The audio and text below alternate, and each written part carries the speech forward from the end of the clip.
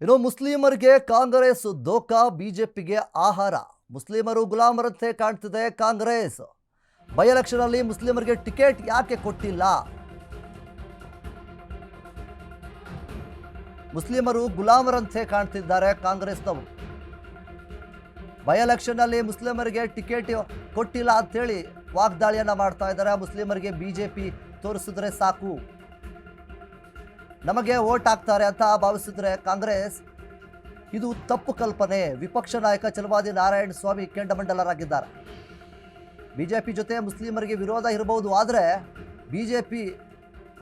ಬಿಜೆಪಿಯವರಾದ ನಾವು ಮುಸ್ಲಿಮರ ವಿರೋಧಿಗಳಲ್ಲ. ಸಿದ್ದರಾಮಯ್ಯ ರೀತಿ ಮೋದಿ ಕೂಡ ಅಹಿಂದ ನಾಯಕರೇ ಅಲ್ವಾ? ಮೋದಿ ಎಂದಿಗೂ ಮುಸ್ಲಿಮರನ್ನ ವಿರೋಧ ಮಾಡಲ್ಲ, ಅದನ್ನ ನೀವು ನೆನಪಲ್ಲಿ ಇಟ್ಕೊಳ್ಳಿ ಅನ್ನುವಂತಹ ರೀತಿಯಲ್ಲಿ ಛಲವಾದಿ ನಾರಾಯಣ ಸ್ವಾಮಿ ಅವರು ಹೇಳಿದ್ದಾರೆ. ಮಲ್ಲಿಕಾರ್ಜುನ ಅವರು ಸಚಿವರು ಮತ್ತು ಹೆಂಡತಿ MP ಇದ್ದಾರೆ. ಹಾಗಾಗಿ ಅವರ ಮಗನಿಗೆ ಟಿಕೆಟ್ ಕೊಡಿಸೋದಕ್ಕೆ ಅವರು ಹೋರಾಡ್ತಾ ಇದ್ದಾರೆ. ಕಾಂಗ್ರೆಸ್ ನಾಯಕರು ಕೊಡ್ಲಿ ಬಿಡ್ಲಿ ಅಂತ ನಾಮಪತ್ರವನ್ನು ಹಾಕ್ತಿದ್ದಾರೆ. ಅವರು ಮುಸ್ಲಿಮರನ್ನು ಬಳಸಿ ಬಿಸಾಡ್ತಾ ಇದೆ ಕಾಂಗ್ರೆಸ್ ಅಂತೇಳಿ ಛಲವಾದಿ ನಾರಾಯಣ ಸ್ವಾಮಿ ಅವರು ಕಿಡಿಯನ್ನ ಕಾರ್ತಾ ಇದ್ದಾರೆ. ಈಗಾಗಲೇ ದಾವಣಗೆರೆ ದಕ್ಷಿಣ ಕ್ಷೇತ್ರದಲ್ಲಿ ಏನು ಬೈ ಎಲೆಕ್ಷನ್ ಏನು ಈಗಾಗಲೇ ಒಂದು ಘೋಷಣೆ ಆಗಿದೆ, ಅದಕ್ಕೆ ಟಿಕೆಟ್ ಆಕಾಂಕ್ಷಿಯಾಗಿ ಮುಸ್ಲಿಮರಿಗೆ ಟಿಕೆಟ್ನ ನೀಡಬೇಕು ಅನ್ನುವಂತಹ ನಿಟ್ಟಿನಲ್ಲಿ ಸಾಕಷ್ಟು ಗೊಂದಲಗಳು, ಚರ್ಚೆಗಳು, ವಾದಗಳು ಎಲ್ಲವೂ ಕೂಡ ನಡೀತಾ ಇದೆ. ಇದೆಲ್ಲದರ ಮಧ್ಯೆ ಮುಸ್ಲಿಮರನ್ನ ನೀವು ಈ ರೀತಿಯಾಗಿ ಕಡೆಗಣನೆ ಮಾಡ್ತಾ ಇದ್ದೀರಿ ಅನ್ನುವಂತಹ ರೀತಿಯಲ್ಲಿ ಛಲವಾದಿ ನಾರಾಯಣ ಸ್ವಾಮಿ ಅವರು ಹೇಳ್ತಾ ಇದ್ದಾರೆ. ಮುಸ್ಲಿಮರಿಗೆ ಹಾಗಾದ್ರೆ ನೀವು ಏನು ಆದ್ಯತೆಯೊಂದನ್ನು ನೀಡ್ತಾ ಇದ್ದೀರಿ? ಮೋದಿಜಿ ಅವರೇನು ಕಾಂಗ್ರೆಸ್ಗೆ ಏನಾಗಿದೆ ಅಂದ್ರೆ, ಮುಸಲ್ಮಾನರು ನಮ್ಮ ಗುಲಾಮರು,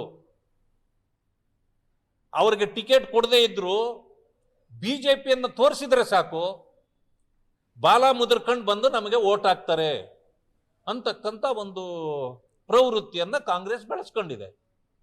ಆ ಕಾರಣಕ್ಕೆ ಅವ್ರಿಗೆ ಟಿಕೆಟ್ ಕೊಡದೇ ಇದ್ರು ನಡೀತದೆ. ಆಮೇಲೆ ಮುಸಲ್ಮಾನರಲ್ಲೂ ಕೆಲವರು ಮುಖಂಡರುಗಳಿದ್ದಾರೆ, ಅವರು ಕೊನೆಯವರೆಗೂ ಕೇಳಿ ನೋಡ್ತಾರೆ. ಆಗ್ಲಿಲ್ಲ ಅಂದ್ರೆ ಕಾಂಗ್ರೆಸ್ನವರು ಏನು ಅಂದ್ಕೊಂಡಿರ್ತಾರೋ ಬಾಲ ಮುದ್ರಕೊಂಡು ಬಂದು ನಮ್ಮ ಹತ್ರ ಬಿದ್ದಿರ್ತಾರೆ ಅಂತ, ಹಾಗೆ ಅವರು ಬಾಲ ಮುದ್ರಕೊಂಡೇ ಹೋಗಿ ಬಿದ್ದಿರ್ತಾರೆ. ಆ ಕಾರಣದಿಂದ ಕಾಂಗ್ರೆಸ್ ಮಾಡೋದು ಕೂಡ ಸರಿ ಇದೆ, ಇವರು ನಡ್ಕೊಳ್ಳೋದು ಅದೇ ರೀತಿ ಇದೆ.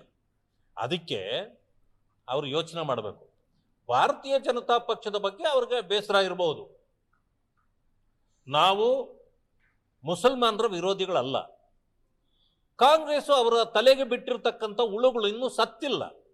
ಅವು ಬದುಕಿರೋ ಕಾರಣ ಅವ್ರು ಏನು ಮಾಡ್ತಾರೆ, ಆ ಹುಳ ಏನು ಕೆಲಸ ಮಾಡ್ತದೋ ಅವ್ರ ತಲೆಯಲ್ಲಿ ಅದನ್ನು ತಿಳ್ಕೊಂಡು ನಾವು ವಿರೋಧಿಗಳು ಅಂದ್ಕೊಂಡಿದ್ದಾರೆ.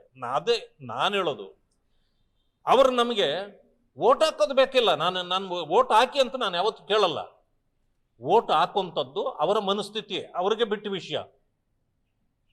ನಾವೇನು ಇಡೀ ದೇಶದಲ್ಲಿ ನಾವು ಇವತ್ತು ಅಧಿಕಾರದಲ್ಲಿದ್ದೀವಿ, ದೇಶವನ್ನ ಆಳ್ತಾ ಇರ್ತಕ್ಕಂಥವರು ಮಾನ್ಯ ಮೋದಿಜಿ ಅವರೇನು ಬಹಳ ದೊಡ್ಡ ಸಮುದಾಯ ಅಲ್ಲ, ಅವರೂ ಕೂಡ ಹಿಂದುಳಿದವರೇ. ಯಾವ ರೀತಿ